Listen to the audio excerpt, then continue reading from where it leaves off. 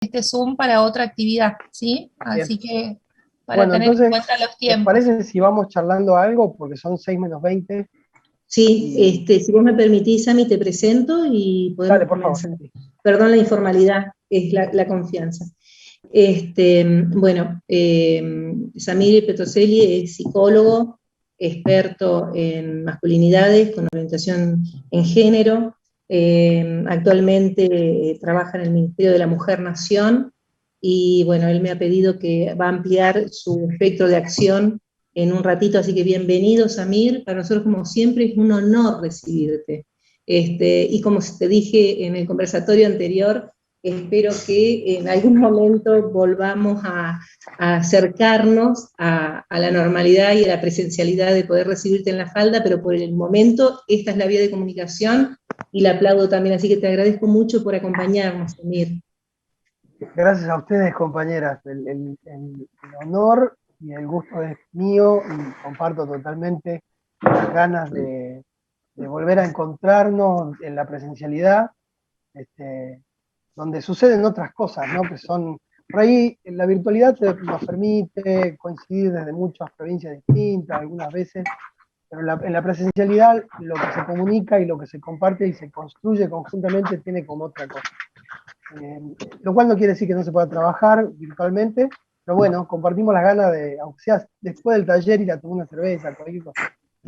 Forma parte también, ¿no? Por Las redes que supuesto, se van tejiendo, porque somos seres por humanos. supuesto. O sea, Pero claro que sí, claro ya. que sí.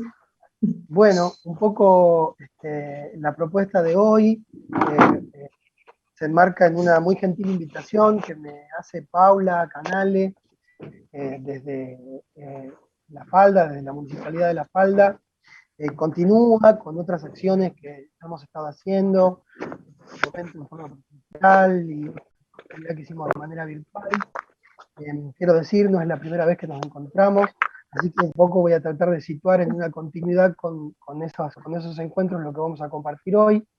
Se trata de una lectura posible de los temas de consumo problemático de sustancias desde la perspectiva de género.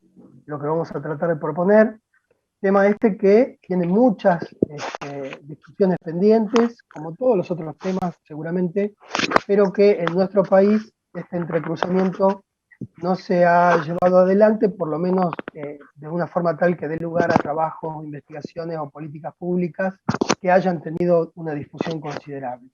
Lo cierto es que son temas que cada uno por su cuenta reviste un gran interés, tanto para la política como para la opinión pública, pero que no se han entrecruzado, ¿verdad? Y lo que traigo para compartir es sobre la base de una articulación que armamos hace algún tiempo con la CEDRONAR, una reflexión y una síntesis de trabajos realizados en el País Vasco en el contexto de el área de género, el área dedicada a los temas de género, que es Emacunde. Yo voy a compartirle a Paula para que lo pueda a su vez compartir ella con todes, este trabajo que se llama Género y Drogas, donde lo que se realiza, consumo problemático de sustancia y perspectiva de género. Sí, Julieta, esa sería como el encuadre. En España, en País Vasco, se realizó una investigación de campo, con entrevistas, con instrumentos. Creo que hay un micrófono por ahí abierto, por las dudas. Yo, no es que me joda tanto a mí, sino que la intimidad del micrófono abierto es delicada. Así que... Sí, hay varios micrófonos abiertos. Yo pido por favor que cierren los micrófonos porque hay, si no es perturbador. No Muchas es tanto gracias. por eso, sino que uno tiene el micrófono abierto y no se da cuenta y ahí como... Ahí está, Julieta dice ok. Bien. Contaba entonces que en País Vasco se hizo una investigación de campo. Obviamente que en el contexto de una realidad socioeconómica muy distinta, porque es Europa y hay, digamos, realidades diferentes a lo que podemos tener en nuestro país. Se hicieron entrevistas, en el marco del cual se hicieron estas entrevistas a varones y mujeres jóvenes, adolescentes y jóvenes, fue en contextos de lo que se llama la nocturnidad, vale decir, en fiestas. En España tienen lo que se llama, en toda Europa lo que llaman las raves, que son encuentros muy masivos, multitudinarios de música electrónica. Y ahí hay distintos perfiles de consumo, había sustancias que se consumían en Europa y después llegaron a América Latina, pero que ya en Europa eran muy conocidas, todo lo que tiene que ver con algunos, digamos, fármacos psicoactivos que son diseñados en laboratorios y que, digamos, no son las más habituales, ¿no? Como la cocaína o la marihuana y demás. Entonces, la idea es poder pensar un poco en clave de este trabajo, retomar algunas cosas que están vertidas ahí y abrirnos preguntas de cómo lo pensamos en lo local, porque lo cierto es que en nuestro país, como decía, no tenemos esta lectura y es una lectura necesaria desde todo punto de vista.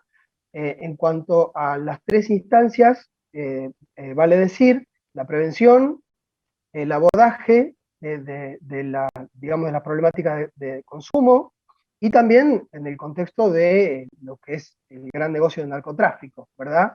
Pensar cuáles son los resortes, porque hay una complejidad ahí en juego, que la perspectiva de género nos permite enriquecer la mirada sobre esa complejidad y qué es lo que se cocina ahí, ¿no? Haciendo un poquito como un juego con esta cuestión de la cocina. Primero, digamos, si hablamos de género, por ahí se nos va a ir mucho el tiempo. Yo cuento con que los conceptos de género lo compartimos. Podemos decir rápidamente 3 o 4 palabritas en relación a que la mirada de género nos permite develar y hacer visibles las tramas de valores, representaciones, significados, comportamientos, modos de interacción, en todos los niveles, laboral, afectivo, sexual, etcétera. La perspectiva de género, digo, nos permite hacer visible toda esa trama intangible de esa costura social en cuanto a cómo una sociedad en un momento determinado de la historia va a significar la diferencia sexual. Vale decir, lo que implica ser varones, ser mujeres, en una sociedad dada, en un momento dado de la historia, nos permite dar cuenta de eso, la perspectiva de género. No es lo mismo ser mujer que ser varón en ningún ámbito de la vida, en términos de cargas, responsabilidades, expectativas, estereotipos, roles asignados, etc. ¿Sí? Partimos como de esa base.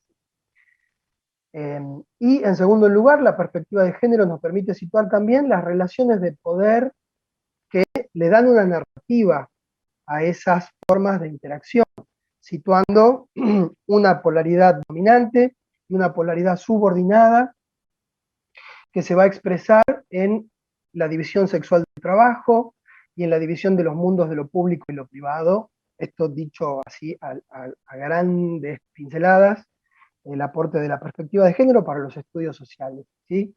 Los estudios de género son transdisciplinarios, abrevan en lo que es la psicología, la antropología, la sociología, el derecho, etc.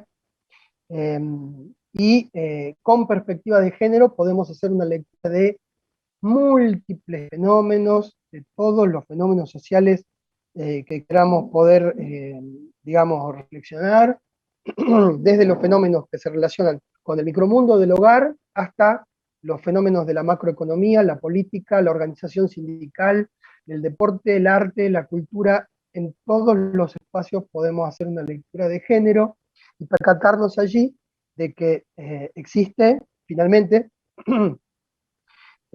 existe una gran brecha en términos de trato, oportunidades, validación y vulnerabilidad entre varones y mujeres, en cuanto a la posibilidad de desarrollar sus capacidades, de acceder a espacios de conocimiento, de acceder a espacios de poder, eso en cuanto a las oportunidades, y en cuanto a la vulnerabilidad, la posición de las mujeres en un estado, digamos, donde al pretenderse de ellas como valor más alto el de la virtud y la maternidad, esto va produciendo una serie de situaciones en relación a la sexualidad, a la sobrecarga de trabajo que se manifiesta en la doble jornada, en fin. Este es nuestro punto de mira, ¿sí? La perspectiva de género. y lo que la perspectiva de género nos puede enseñar cuando vamos a mirar con ella este otro fenómeno, que es el de los consumos problemáticos. Capítulo este que también da para muchos seminarios, muy discutido, desde la reflexión de la filosofía, desde las neurociencias que están tan en boga hoy en día, y desde otras disciplinas de la psicología, el psicoanálisis, etcétera, que también tienen lo suyo para decir sobre los consumos problemáticos. Yo quería hacer, y me anoté acá, algunas precisiones que me parece que suman, que son importantes. La primera es sobre la palabra adicción. La palabra adicción es muy englobante y abarcativa porque dentro de ese capítulo no están únicamente los consumos de sustancias, sino que hay otras adicciones que no involucran fármacos, ¿sí? Acá dice Julieta, en el sentido de la perspectiva de género, se visible la trama desigual que atraviesan los procesos de salud. Sí, está bárbaro el comentario, se me pasó ahí fugazmente, pero algo de esto vamos a ver con toda seguridad, Julieta, de cómo los servicios de salud reproducen, todos los servicios en realidad, todo el Estado y la sociedad en general reproducen estas desigualdades, ¿no? Decía entonces, adicción no necesariamente incorpora un fármaco. Puede haber ludopatía, donde la adicción es, digamos, al juego, hay adicciones a estar frente a la pantalla con Facebook. Facebook es es una superficie que está hecha para producir adicción, lo mismo que Instagram. Hay una adicción a la información hoy en día, esto es lo que se está conversando, ¿no? Desde algunas escuelas de la filosofía, de esta era que nos llegó como un golpe así súbito, de la era de la comunicación y la información. Entonces, adicción es el fenómeno de la trampa virtual. Genial, Culeta, sí, eso mismo. Donde, digamos, no es que somos adictos y adictas, sin duda, pero cuando uno ve de cerca la trama de la trampa virtual, lo que ves es que en realidad somos la mercancía, ¿no es cierto? Esas superficies están hechas para que uno, y por algo también vemos la polarización tan fuerte que hay en las redes sociales, ¿no? En relación a cualquier tema. Y se inventan terraplanismos y antivacunas, etcétera, para crear digamos, esa confrontación donde las personas quedan enganchadas sin saber que son la mercancía de todo el aparato de publicidad y comercial que hay en juego, donde, digamos, a YouTube, a Facebook, a Instagram, etcétera, etcétera, lo que le sirve es que uno pase muchas horas ahí, ¿no es cierto?, para que las personas que anuncian entiendan que es razonable invertir en ese espacio para colocar sus productos. Pero bueno, no me quiero ir tan lejos. Entonces tenemos, por otro lado... Acá está, vení. Por otro lado, ay, no sé si va a haber una compañera que quería decir algo. ¿Lo conectó? Sí, no pasa nada. Por otro lado tenemos lo que son los consumos. Que ahí hay una diferencia muy importante entre lo que es el consumo. Ustedes saben que hay grandes debates también sobre los temas de despenalización del consumo, para uso personal, para uso medicinal, etcétera, etcétera. Entonces, no es lo mismo consumo, no vamos a tener este criterio, digamos, a lo Miroli de nada de consumo, sino que pensamos en los consumos con un gradiente, ¿no es cierto? Hay determinados usos que inclusive son pensados como beneficiosos para la persona, o recreativos y demás. Quiero decir, con un poquito de raciocinio, no todo consumo deriva en un consumo problemático. Un consumo problemático es otra cosa. Y finalmente, para precisar bien dónde nos vamos a parar, vamos a hablar de lo que son, hay consumos problemáticos y aquellos que no llegan a ser problemáticos. De hecho, hay muchas cuestiones y hay sustancias que sustancias legales que se prescriben hoy en día más que nunca antes en la historia del mundo, antidepresivos, ansiolíticos, etcétera, etcétera, etcétera, que se prescriben, se consumen y se recetan casi de manera, o sea, vos tenés la sertralina que la dan para dejar de fumar, para la eyaculación precoz, para la depresión, o sea, encontraron ahí vías, digamos, neurológicas de la serotonina, la dopamina, etcétera, y como eso tiene un resultado, entonces la prescriben para todo, y son drogas, o sea, esta es la realidad. Drogas en la misma definición de la palabra, que es cualquier sustancia que tiene un efecto sobre el organismo, ¿no? Consumos que son aceptados socialmente, este es el debate tan conocido que también lo vamos a pasar medio rápido, de todo lo que está aceptado socialmente como el tabaco, el alcohol, el café, el chocolate, si uno quiere decir, bueno, un montón de prácticamente innumerables productos y cuestiones que tienen ahí efectos sobre el organismo, ¿no?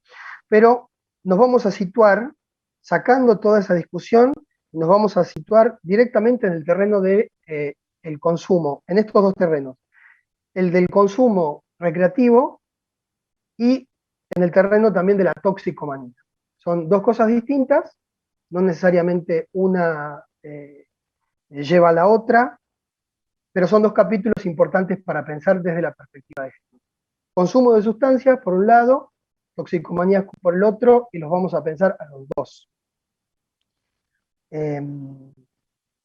Bien. Si quieren podemos ir al Power, como para irnos orientando en lo que este trabajo que les estoy contando de Emakunde propone. Me traje así un Power recontra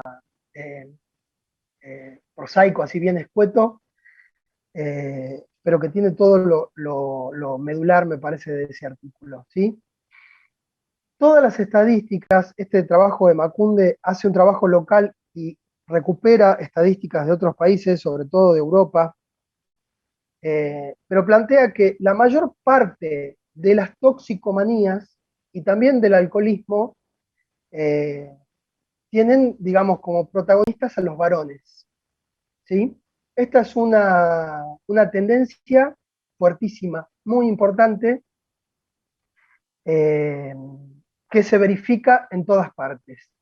Hay una tendencia muy fuerte. Entonces la primera pregunta que nos podemos hacer es, siendo las vías, porque siempre está la cuestión de, desde la mirada de las neurociencias, de que la adicción se produce cuando hay una sustancia que se incorpora a la circulación de determinados circuitos del cerebro, entonces eso va haciendo que se produzca una necesidad, porque si la retirás el cerebro no funciona y demás. Pero siendo, digamos, verificándose que tanto varones como mujeres tenemos las mismas vías cerebrales, acá lo que encontramos es que son los varones quienes en promedio consumen las sustancias, ¿no? El número de mujeres, digamos, en épocas recientes, ha ido en aumento cada vez más, pero esa desproporción del predominio de varones consumiendo sustancias respecto de las mujeres consumiendo sustancias se mantiene. Este es el primer dato que vamos a tomar y de ahí vamos a poder sacar algunas indicaciones. Hay una cuestión que plantea Emakunde que es muy importante, que refiere al androcentrismo en las ciencias sociales. En este artículo lo van a encontrar. Ahora pasamos enseguida, compa, a la próxima, pero quería hablar de esto que no están las filminas, pero es importante, que es el tema de la doble invisibilización del androcentrismo. El concepto es así. Las autoras dicen que la mirada androcéntrica, vale decir, aquella que toma al varón como sujeto modelo del estudio de un problema o de la descripción de una realidad, al varón, genera una doble invisibilidad. Por un lado, invisibiliza otras realidades, que son, en primer lugar, las que le toca a las mujeres. Hay una invisibilización del mundo de lo femenino en todas las disciplinas. Y por otro lado, hay una invisibilización de aquellos factores que, perteneciendo al capítulo del género, es decir, a la masculinidad, no son tomados en cuenta como tales, sino que se introducen como parte de la situación sin tomarlos en cuenta. No sé si se entendió cómo lo planteé. Quiero decir, todos los dispositivos que hay para asistencia de adicciones están pensados para varones. Esto ocurre en Europa y ocurre también en nuestro país, ¿sí? Las comunidades terapéuticas, etcétera, el tipo de tratamiento, digamos, el sujeto que se piensa ahí es el sujeto masculino. por defecto, ¿verdad? Por invisibilización, porque hay otro sujeto que lo que muestra también la investigación es que las mujeres que entran en estos dispositivos de recuperación las tienen que adaptar o hacer lugares aparte para poder contenerlas porque no están preparados. Esto cuentan en Emakunde, que hubo un momento donde empezaron a aparecer mujeres con consumo problemático y no tenían preparadas las instalaciones para recibirlas desde el punto de vista de segmentar por sexo y evitar ahí los problemas de la convivencia, digamos, de los dos géneros en el mismo espacio. Entonces, este tema de la doble invisibilidad es muy importante, porque se piensa en un sujeto, pero no se lo piensa con un género. Y para pensar los temas de consumo problemático, pensar el género es central, ¿sí? Como decía al principio, para la prevención, para el tratamiento y para pensar en la cuestión del narcotráfico. Yo traje un solo videíto hoy, que te pido, Ana, si lo podemos ver, ojalá se escuche con el audio. Es un video que encontré en Facebook, que se hizo viral, lo bajé hace poco y lo tenemos ahí para verlo, para que lo podamos compartir. Te pido un momentito, Samir, así ya Sí. lo pongo, ¿sí? Gracias. Sí, tranqui. Abramos los micrófonos, gente. ¿Se entendió lo de la doble invisibilidad? Por un lado, el androcentrismo nos opaca todo lo que es la realidad de las mujeres, porque toma como sujeto modelo de la realidad al varón. Eso es conocido. Pero además nos hace invisibles aquellos determinantes que no pertenecen a la naturaleza del problema como tal, sino que son determinantes de género. Ahora se va a ver bien en el video que vamos a compartir.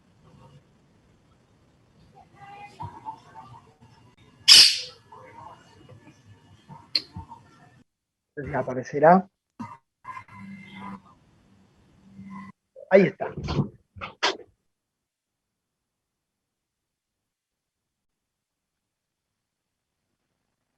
No sé si tenemos el audio, compañera.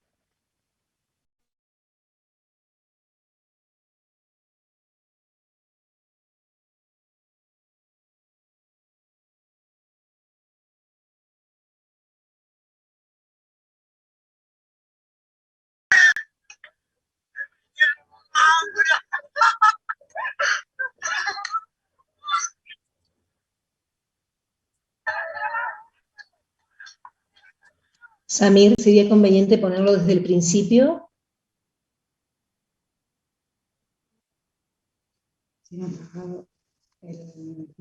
Samir, tenés apagado el micrófono. Perdón, sí, por favor, intentemos de vuelta, perdón, intentemos de vuelta a ver si lo podemos ver con el audio. No es ninguna publicidad ni nada, un video filmado, cámara, celular en mano, entre un grupo de amigos, pibes, ¿sí? No sé, Ana, si podemos hacer la prueba de volver a verlo, a ver si se oye el audio. Mira, yo lo reproduzco, lo escucho bien. Ahí voy a intentar con otra función para ver si lo podemos todos, ¿sí? Apreciar. Dale.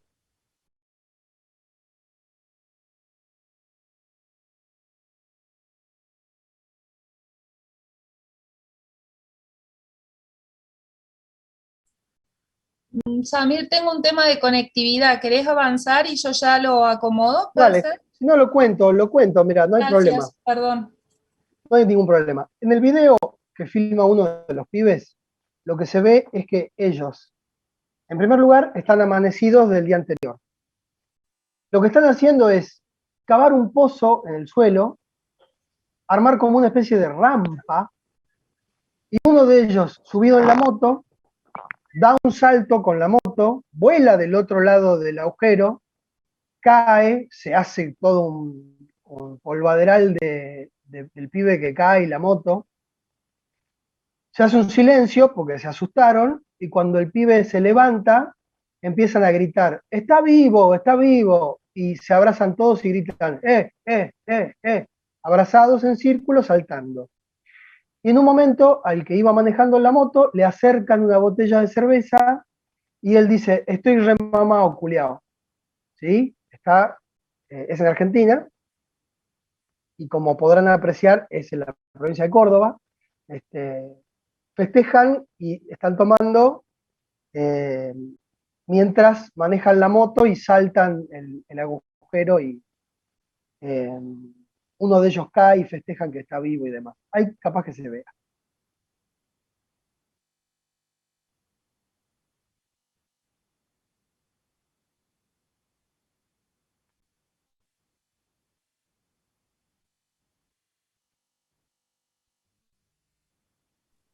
Quizás tiene que prender el micrófono desde donde se está reproduciendo.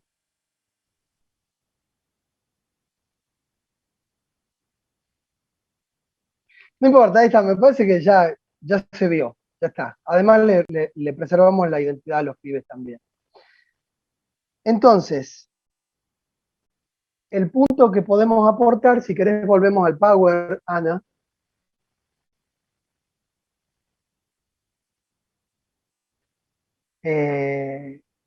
Es que varones y mujeres consumen de manera distinta y por motivos distintos. Podemos ir a la próxima. En la incidencia de que haya más varones que consumen alcohol o drogas, ya sea de manera recreativa o ya sea, digamos, derivando en una toxicomanía, aparece fuertemente la cuestión de que habitar la masculinidad tiene como un componente muy importante la demostración de la hombría entendida como un valor y una línea de comportamientos, ¿sí? En este video lo que vemos es un rito de iniciación y un rito de cohesión social, vale decir, hay uno que tiene la idea de saltar con la moto mientras están todos borrachos, y todo lo demás acompañan esa idea por más, no por más, sino justamente por lo atrevida y lo temeraria que es, porque es una forma de señalizarse y reconocerse mutuamente como varones, ¿sí? Podrías relacionar la doble invisibilidad con la infertilidad de la categoría, la perspectiva de género. No sé si te entendí, compañera, pero podés tomar el micrófono cuando quieras y compartimos la pregunta. Entonces, no hay problema, Julieta. Lo que decía, muchas veces, para los varones, el hecho de agarrarse la primera borrachera o consumir junto con los otros varones es una forma de sacar patente de varones, ¿sí? En los sistemas de reconocimiento, un claro patriarcado, tal cual, compañera. Digamos, en un sistema que jerarquiza a varones sobre mujeres y en un sistema que es estructuralmente, digamos, misógino, en la categoría de lo femenino, dentro de la masculinidad, aparece como lo peor, ¿sí? Como el signo de la cobardía, de la debilidad, de la sumisión. Entonces, si hay un varón que se quiere sustraer de esa situación, decir, che, mirá que vas a saltar en la moto, estás re en pedo, la respuesta de los otros es de censura. Allá vos sos un maricón. ¿Se entiende clarito? Entonces, hay una conclusión importante para pensar el entrecruzamiento entre perspectiva de género y consumos, que es que la masculinidad hegemónica es, podríamos decir, una droga de inicio, ¿sí? Es como un juego de palabras lo que propongo. ¿En qué sentido? Ustedes saben y recuerdan, ¿no? Que se hablaba de el cigarrillo como una droga de inicio, a partir de la cual pasas a la marihuana y después pasas a la cocaína, etcétera, etcétera. Pero hay una droga de inicio previa que es la que coloca a los varones en una situación de proclividad para el consumo, que es la masculinidad hegemónica. ¿En qué medida? En que se exige de los varones determinados tipos de comportamiento que están asociados al exceso, ¿sí? Al exceso, al riesgo, al peligro, a la temeridad, y donde en nombre de recibir la aprobación del grupo, para ser señalado como varón y reconocido como tal por parte del grupo, lo que se va a hacer es incurrir en ese consumo también, ¿sí?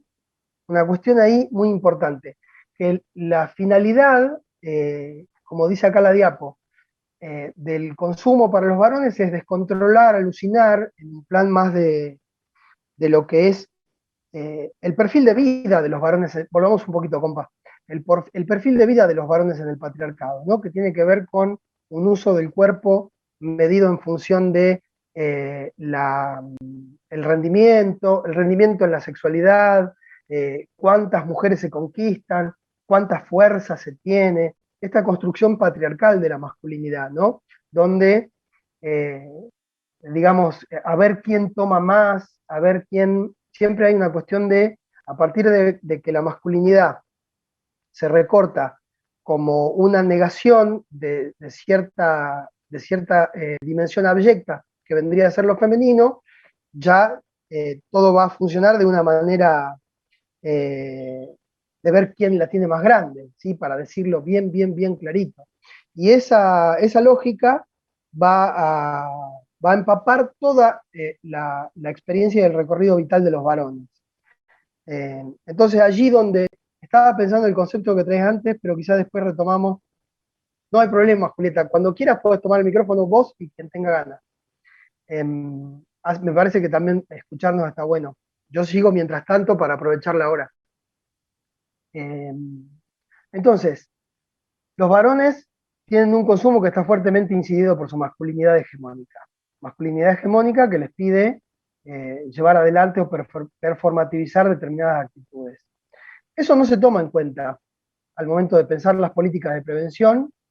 Se le habla a un sujeto, muchas veces en la política de prevención, a un sujeto neutral. Hay algunos amagos que dice si en la esquina te ofrecen, podés decir que no, pero no se llega a fondo a la cuestión de por qué un varón se vería compelido a decir que sí, cuál es el resorte, ¿no? La aceptación del grupo, sí, pero ¿en relación a qué? Ahí es donde la perspectiva de género puede aportar, por ejemplo, la mirada sobre masculinidades, ¿no? Es decir, bueno, no es cualquier resorte, no es la aceptación del grupo solamente como aceptación del grupo, sino que hay un antecedente social previo que tiene que ver con la idea patriarcal vigente de qué es la masculinidad, ¿no? Una cuestión muy importante. Por eso decía, se habla de las drogas de inicio, del cigarrillo, y con el cigarrillo pasaba a la marihuana, etcétera. Se hablaba, esto en las políticas sobre drogas estaba muy presente, pero proponemos, ¿no? La masculinidad hegemónica es una droga de inicio, porque deja a los varones en este lugar. Emakunde también plantea que entre los varones hay un predominio de las drogas ilegales y estimulantes. Todo esto vinculado a que hay una lógica de desafío a la autoridad y de autovalidación también en juego, ¿no? Con el tema de qué droga se consume. Es por lo menos lo que levanta este estudio, habría que ver en nuestras realidades donde las cosas son más complejas, ¿no? Sin dejar de pensar en la multicausalidad. Sí, desde ya, por supuesto que, muy bien, compañera, gracias por el aporte. El mismo tema de consumo problemáticos admite y necesita un montón de lecturas cruzadas e interseccionales en función de grupos migrantes, nivel socioeducativo, económico, a nivel territorial, con problemáticas conexas como pueden ser, qué sé yo, conflicto con la ley penal, o sea, da para un montón. Por eso decía al principio que son dos bloques muy grandes y vamos a plantear más que nada preguntas. Pero sí, indudablemente que tiene que tomarse en cuenta las otras intersecciones. No todos los varones son lo mismo, desde el punto de vista no solamente de la patriarcalidad, sino de las pertinencias como decía, del nivel socioeconómico y otras, ¿no? Y para terminar, esta parte de qué consumen, entre las mujeres predominan los psicofármacos, drogas legales, y el objetivo es para empatizar y para tranquilizar. Si querés pasamos a la próxima. Está el caso del tabaco ahí, que es bien interesante. En Emakunde se comenta, yo hice un poco de investigación complementaria, les cuento un poquito lo del tabaco. La historia del tabaco es antiquísima, pero se habla de la historia del tabaco en el siglo XIX y XX sobre todo. El tabaco es un producto de fuerte asociación masculina, en Occidente por lo menos, o mejor dicho, a partir de su incorporación como mercancía de fuerte demanda en Europa, ¿sí? Tabaco se convierte en un producto fuertemente masculinizado cuando se inician los movimientos de mujeres en el siglo XIX, finales del siglo XIX, principios del siglo XX, es un símbolo de empoderamiento femenino el fumar cigarrillos, ¿sí? Aparece como un símbolo de empoderamiento femenino. Esto, digamos, hay imágenes clásicas del feminismo clásico, de la llamada primera ola de la mujer con pantalones y fumando, ¿no? Como en aquel momento súper, digamos, disruptivo respecto de lo que eran las buenas costumbres de la época. Y lo que se ve es que en determinado momento la asociación que empieza a haber entre consumo de tabaco, fumar cigarrillos y feminidad se va fetichizando. El artículo es bien interesante en ese sentido. Y aparece el fetiche de la mujer seductora que fuma, también asociado mucho a las mujeres en situación de prostitución, ¿sí? Con lo cual, el consumo de tabaco se se desmasculiniza, y como tal, se ve que los varones dejan de identificarse con el cigarrillo como marca de pertenencia de género. Es muy interesante lo que sucede. Por otro lado, también en el artículo se comenta lo que ha sucedido con la heroína. Heroína y sus derivados de la morfina y demás, que empieza como una droga que es para calmar el dolor y arranca como una droga feminizada, ¿no? Ahí te leo, Julieta, el consumo del tabaco, no, el tabaco creo que quisiste decir. La heroína se usaba como calmante y estaba más asociado su consumo a las mujeres, ¿sí? Porque era para calmar el dolor y el tema estamos hablando siglo XIX, para un varón decir, me duele esto, me duele lo otro, el dolor, ustedes saben, es un signo de debilidad femenina en el patriarcado clásico y hoy en día también, ¿no? Tenemos todo lo que es la cultura del aguante. Después de la guerra, de las dos grandes guerras, cuando los soldados vuelven del frente con situaciones de adicción muy grande a la morfina que se aplicaba en los campos de batalla, empieza a utilizarse de forma recreativa e ilegal y se empieza a convertir en una droga masculinizada. Como verán, digamos, si lo podemos ver en la recorrida histórica, la pertenencia de género va perfilando qué sucede con la sustancia y no al revés. Esto es muy, muy, muy interesante para pensarlo desde lo que puede ser lo conceptual o inclusive la política pública. Y bueno, continuando con lo que plantea Macunde, hacen la investigación en contextos de esparcimiento para encontrar que las mujeres mezclan menos sustancias, que hay una cuestión muy complicada ahí cuando se empezó a usar el éxtasis, al mezclarlo con alcohol producía fuertes cuadros de deshidratación y fallecimiento, ¿sí? Cuando se empezaba a utilizar. Los varones tienden a una actitud más descontrolada, donde ese descontrol no es por un déficit, no es que fracasan los mecanismos de control, sino que es un descontrol valorado, ¿sí? Se valora y es alentado por los pares, varones, el mayor consumo y el mayor descontrol como marca de la ausencia de miedo, ¿sí? Y de la ausencia de autocuidado, que son, como sabemos bien, digamos, partes integrantes muy fuertes de la masculinidad hegemónica. Las mujeres se permiten cansarse, las mujeres se permiten hartarse y decir, no quiero consumir más por esta noche. En cambio, entre los varones, decir, no quiero consumir más, está menos habilitado. Esto es lo que encuentra de Macunde también. Las mujeres se sienten menos seguras en los ámbitos de esparcimiento, en estas fiestas y demás, mientras que los varones se sienten a gusto en los lugares de diversión y se apropian más del espacio. Y esto tiene que ver con la edad de inicio. Ahora abrimos el micrófono. Miren, les propongo que terminamos estas 3 o 4 diapos y abrimos el micrófono así podemos intercambiar. Las mujeres evitan las situaciones de agresividad o conflicto y en cambio los varones a menudo procuran, con el envalentonamiento que les facilita la sustancia, las situaciones de conflicto, confrontación o pelea. Las mujeres están más atentas a los riesgos que corren, tienen más prudencia en cuanto a la cantidad que usan y el tipo de sustancia, porque se experimentan a sí mismas más en peligro, sobre todo con lo vinculado a lo que son las situaciones de abuso sexual o violaciones, ¿no? En cambio, los varones tienen admitido no tienen tan admitido el mostrarse prudentes o negarse a consumir más. Estos son dos perfiles de consumo muy distintos, ¿no? Las mujeres no suelen presumir o digamos, publicar o hacer notar que están drogadas, porque eso las coloca en una situación de vulnerabilidad aumentada en estos ámbitos de esparcimiento, mientras que los varones alardean, ¿sí? Presumen de la cantidad que han consumido o de lo dado vuelta que están, y es un motivo de, como en el video que no llegamos a escuchar el audio, pero el pibito en un momento dice al final del video, después de caerse de la moto, que está remamado, y esto no es una señal de alerta o de autoprotección, sino que justamente se trata de eso, ¿no? De ponerse en peligro con el consumo. Pasamos a la que viene.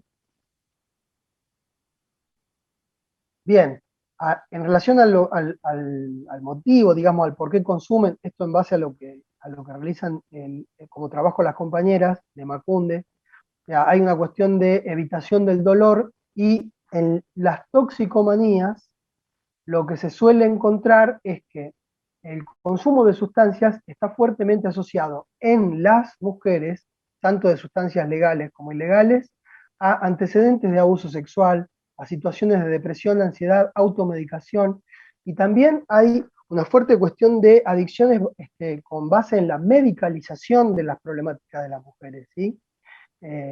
Ustedes saben que cuando se trabaja sin perspectiva de género, por ejemplo, los temas de violencia, y va una mujer a un servicio de salud mental, esa situación se medicaliza. Las depresiones asociadas a las situaciones de violencia de género se suelen medicalizar. Y esto va produciendo, digamos, es un súper negoción gigante para todo lo que es la industria farmacológica, ¿no? Con los ansiolíticos, el Alplax, el clonazepam y demás. Hay una cuestión muy importante ahí. Y lo que se ve es que las mujeres no ingresan por sí solas en relaciones de amistad con otras mujeres al consumo, sino que son iniciadas por sus parejas, y muchas veces en el marco de vínculos donde hay violencia de género. Son introducidas al consumo por varones, ¿sí? Aparece esto en lo que es la pesquisa, en la investigación. Las mujeres que entran al consumo no lo suelen hacer, digamos, motivadas por otras mujeres, sino por varones en relaciones de vínculos sexoafectivos.